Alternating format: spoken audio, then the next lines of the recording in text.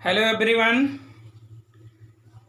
आज का topic green house प्रभाव, ग्रीन हाउस गैसें, green house effect, global warming, वैश्विक तपन, विश्व उष्णता, इससे संबंधित आज का टॉपिक होगा। इससे जुड़े हुए बहुत से सवाल हैं जो बार बार पेपर्स में आते हैं। तो ग्रीन हाउस प्रभाव क्या है? ग्रीन हाउस क्या है? ग्रीन हाउस का मतलब हुआ कांच का एक घर, और इस कांच के घर को एक पूरे ब्रह्मांड से समझाना है कि ये ब्रह्मांड कैसे कार्य करता है। तो ग्रीन हाउस और ग्लोबल वार्मिंग एक दूसरे से रिलेटेड हैं। ताप बढ़ने की प्रक्रिया ग्रीन हाउस प्रभाव कहलाती है, ग्रीन हाउस इफेक्ट कहलाती है। लेकिन पृथ्वी का तापमान बढ़ना, एटमॉस्फेयर वातावरण का टेम्परेचर बढ़ना ग्लोबल वार्मिंग कहलाता है, वैश्विक तपन कहलाता है। पृथ्वी का ताप बढ़ना ग्लोबल वार्मिंग कहला रहा है, लेकिन किस प्रक्रिया के द्वारा बढ़ता है वो ग्रीन हाउस प्रभाव या ग्रीन हाउस इफेक्ट कहलाता है। पृथ्वी का औसत तापमान, ये बताया गया है कि पृथ्वी का औसत तापमान 14 से 15 सेंटीग्रेड के बीच, डिग्री सेंटीग्रेड के बीच में होता है।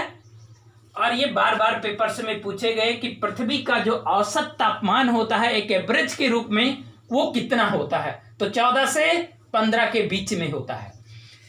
ग्रीन हाउस प्रभाव की संकल्पना को सर्वप्रथम 1824 में जोसेफ फोरियर नामक वैज्ञानिक ने सर्वप्रथम इस संकल्पना को दिया था। और ग्रीन हाउस प्रभाव, मान लिया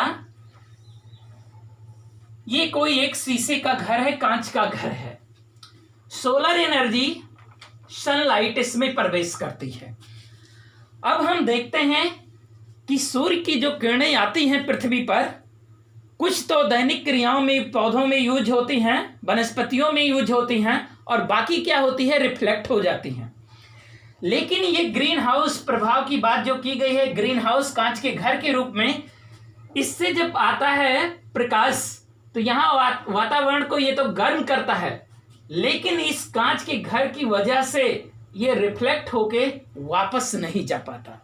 और इस प्रकार काफी समय तक ऐसा होने के कारण इसके अंदर का टेम्परेचर बढ़ जाता है। ऐसे ही समझ लें कि जैसे गर्मी के दिनों में कोई गाड़ी बंद, गाड़ी बाहर खड़ी हो और आपको 1 घंटे तक खड़ी हो और फिर बाहर से होके उसमें जाके बैठें तो हमें उसमें बहुत गर्म महसूस होता है। ठीक ये ग्रीन हाउस घर कर रहा है। अब ये फिर परिवर्तित ना होने के कारण काफी समय तक ऐसे गर्म होता रहता है, और एक समय आता है कि इसका टेम्परेचर धीरे धीरे बढ़ता जाता है और काफी टेम्परेचर बढ़ जाता है, जिससे जलवायु परिवर्तन होने की संभावना है या हो रही है। आगे देखेंगे इसमें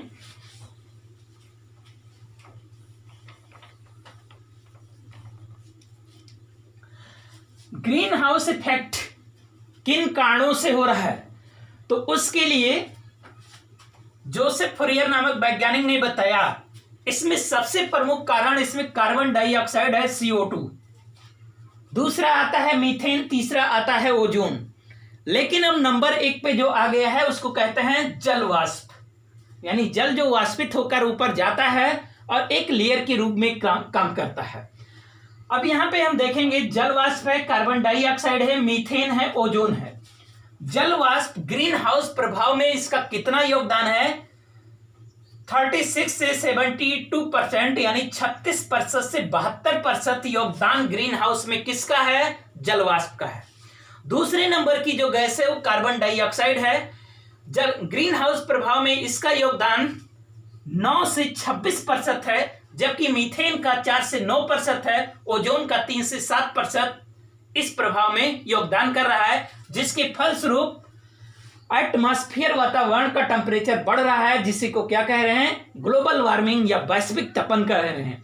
आप देख रहे हैं जलवायु भी परिवर्तन हो रहा है, समय पे बारिश नहीं होती, ठंडी समय पे नहीं होती, गर्मी समय पे नहीं हो रही, अर्थात मौसम परिवर्तन हो रहा है और पृथ्वी का टेम्परेचर बढ़ने के कारण ही सब ऐसा हो रहा है। बार बार ये सवाल इससे जुड़े हुए किए गए हैं कि सबसे अधिक ग्रीन हाउस इफेक्ट के लिए कौन सी गैस जिम्मेदार है। तो अगर विकल्प में जल वाष्प है तो यही सही है, लेकिन अगर ये नहीं, कार्बन डाइऑक्साइड है तो कार्बन डाइऑक्साइड सही है। लेकिन अगर इन चारों का क्रम देखें सीक्वेंस में तो सर्वप्रथम जल वाष्प, दूसरे नंबर पर कार्बन डाइऑक्साइड, तीसरे नंबर पर मीथेन है और चौथे नंबर पर ओजोन है। इसके अलावा भी अन्य गैसें होती हैं जो ग्रीन हाउस इफेक्ट में काफी योगदान दे रही हैं, अर्थात प्रभाव डाल रही हैं। इसमें देखेंगे ग्रीन हाउस प्रभाव किन कारणों से हो रहा है या कौन सी गैसें जिम्मेदार हैं ग्रीन हाउस इफेक्ट के लिए। तो उसमें जल वाष्प, कार्बन डाइऑक्साइड, मीथेन, ओजोन, यहां पे 3 से 7% है। फिर आगे देखेंगे नाइट्रस ऑक्साइड, कार्बन टेट्राक्लोराइड, लेकिन इन दोनों का योगदान बहुत ही कम होता है। नाइट्रस ऑक्साइड और कार्बन टेट्राक्लोराइड का योगदान ग्रीन हाउस प्रभाव में अर्थात सबसे कम होता है। नेक्स्ट देखेंगे CFC, इसको अगले वीडियो में हमने बताया था, फुल नेम क्लोरोफ्लोरोकार्बन, जो ओजोन परत के छिद्र में सबसे अधिक योगदान कर रही है। तो ये भी ग्रीन हाउस गैस की श्रेणी में क्लोरोफ्लोरोकार्बन आता है। सवाल ऐसे ही किए जाते हैं, निम्नलिखित में से कौन सी ग्रीन हाउस गैस है, कौन नहीं है। तो इसमें अगर इतनी बातें आपको याद हैं तो ये मालूम हो जाएगा कि हाँ कौन सी ग्रीन हाउस गैस है, और अगर इसके अलावा कोई और देता है तो समझ जाएंगे वो ग्रीन हाउस गैस नहीं है। नेक्स्ट देखेंगे IPCC के अनुसार एक संगठन है, इसने बताया कि कुल 6 ग्रीन हाउस गैसें हैं। सवाल किया गया था कि IPCC के अनुसार कुल कितनी ग्रीन हाउस गैसें हैं, तो 6 ग्रीन हाउस गैसें हैं। अब इसमें भी 2 कैटेगरी किया गया है ग्रीन हाउस की, एक प्रत्यक्ष रूप से शामिल गैसें और दूसरा अप्रत्यक्ष रूप से शामिल गैसें जो ग्रीन हाउस प्रभाव को जन्म देती हैं। प्रत्यक्ष रूप से शामिल ग्रीन हाउस गैसें carbon dioxide, methane, nitrogen oxide, CFC जिसको क्लोरोफ्लोरोकार्बन कहते हैं, और SF6 sulphur hexafluoride, NF3 nitrogen tetrafluoride, ये प्रत्यक्ष रूप से ग्रीन हाउस गैसें होती हैं। आगे देखेंगे ग्रीन हाउस गैसों की श्रेणी में दूसरी जो आती है अप्रत्यक्ष रूप से प्रभाव डालने वाली ग्रीन हाउस गैसें। इसमें आता है nitrogen oxide, carbon monoxide, sulphur dioxide, non methyl volatile organic compound. ये अप्रत्यक्ष रूप से ग्रीन हाउस गैसें होती हैं जो ग्रीन हाउस पर प्रभाव डालती।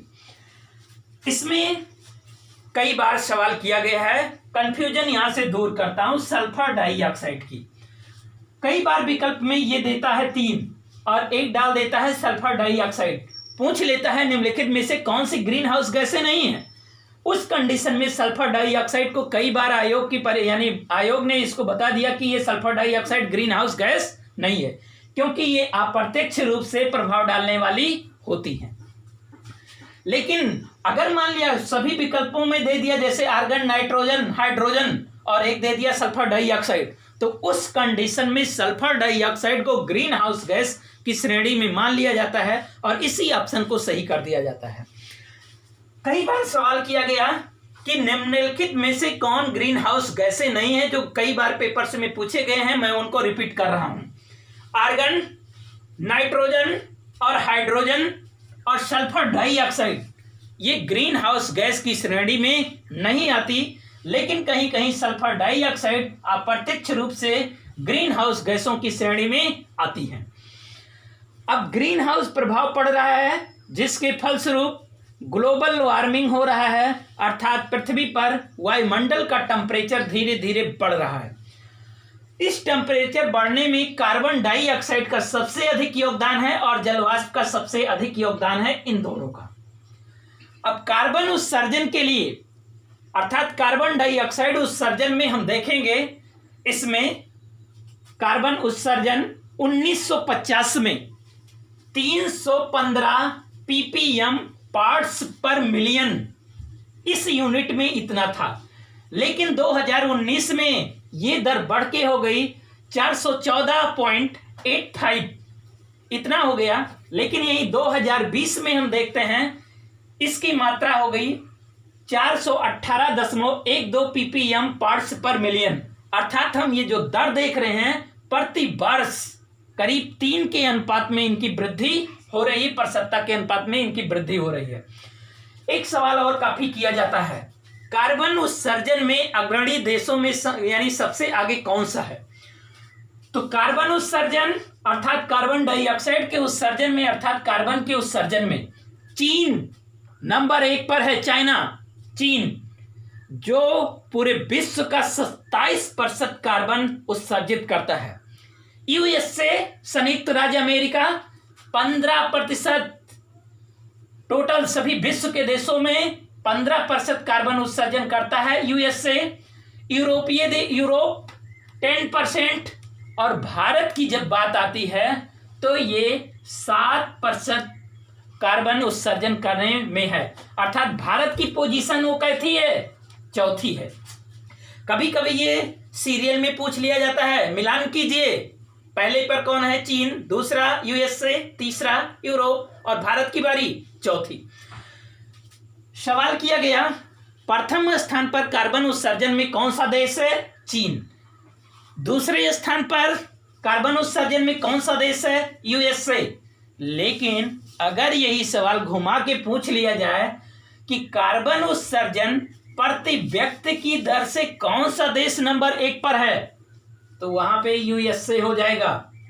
ध्यान देंगे, कार्बन उत्सर्जन में पहले स्थान पर चीन, लेकिन अगर प्रति व्यक्ति के हिसाब से पूछ लिया गया, क्योंकि यूएसए की जनसंख्या कम है इसलिए प्रति व्यक्ति की दृष्टि से देखें तो यूएसए पहले स्थान पर हो जाता है, और नहीं तो कार्बन उत्सर्जन में पहले स्थान पर चीन। भारत की बारी कहती है चौथी, कितना %? 7%।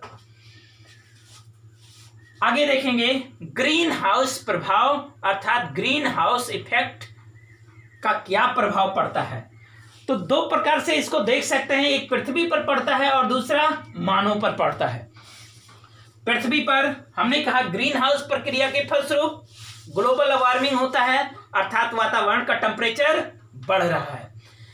तो यहाँ पर पृथ्वी पर औसत ताप में वृद्धि हो जाएगी, जलवायु परिवर्तन होगा अर्थात मौसम परिवर्तन होगा, टेम्परेचर बढ़ेगा, तो ग्लेशियर जितने हैं, बर्फ पहाड़ों पर जमी है वो धीरे धीरे पिघलेगी और एक कंडीशन आएगा कि वो इतनी पिघल जाएगी समुद्र का स्तर जो होगा अर्थात समुद्र के जल का जो स्तर है वो काफ़ी बढ़ जाएगा। इसके लिए कई एजेंसियों ने कई आंकड़े प्रस्तुत किए, अब तक कब कब किस किस सन में कितनी वृद्धि हो चुकी है, कितने फीट हो सकती है, कितने मिलीमीटर हो गई, आगे 2021 में कितनी संभावना है, इसके बारे में बताया गया है।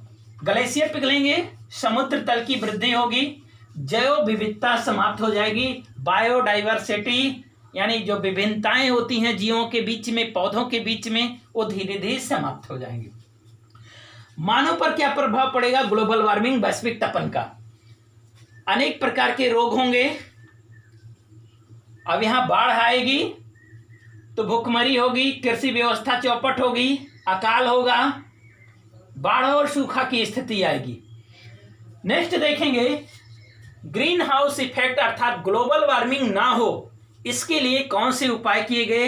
एक तो अपने देश में होता है और एक वैश्विक तरीके से होता है अर्थात विश्व लेवल पर होता है। तो वैश्विक तरीके से इसका किस प्रकार से किया गया?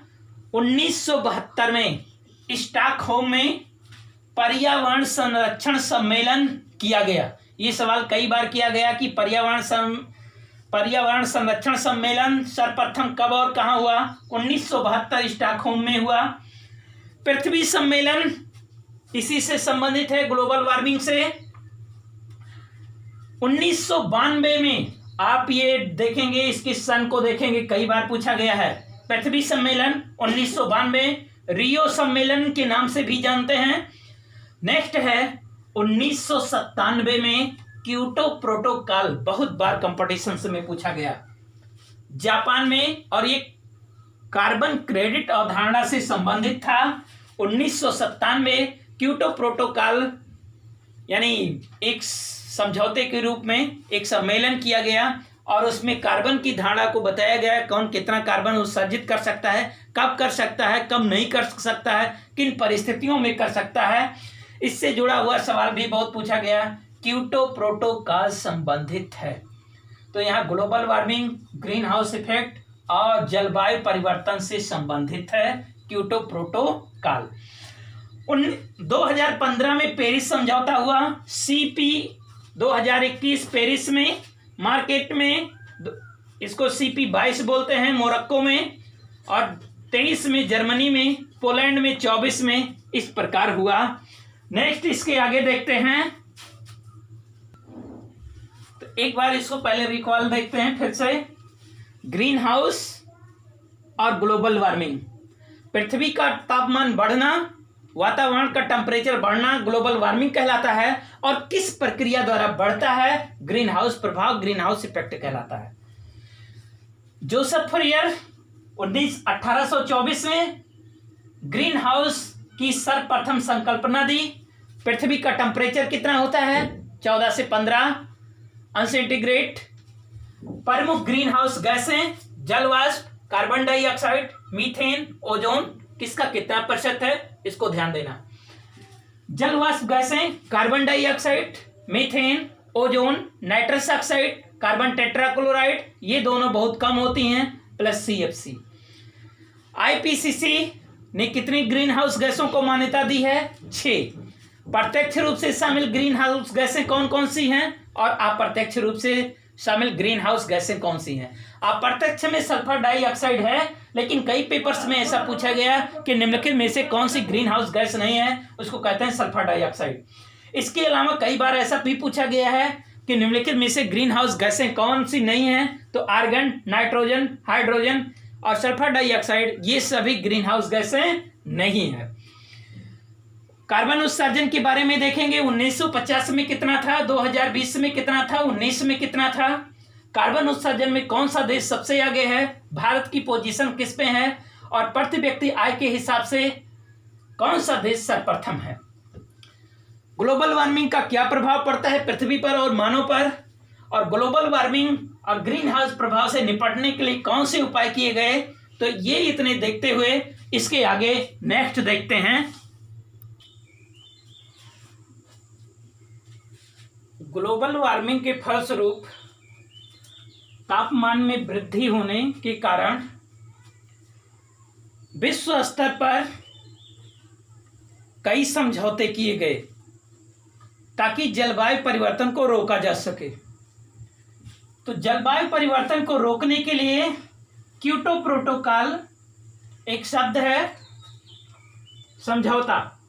क्योटो प्रोटोकॉल जापान के क्योटो शहर में 11 दिसंबर 1997 को स्वीकार किया गया, जो जलवायु परिवर्तन से क्योटो प्रोटोकॉल संबंधित था।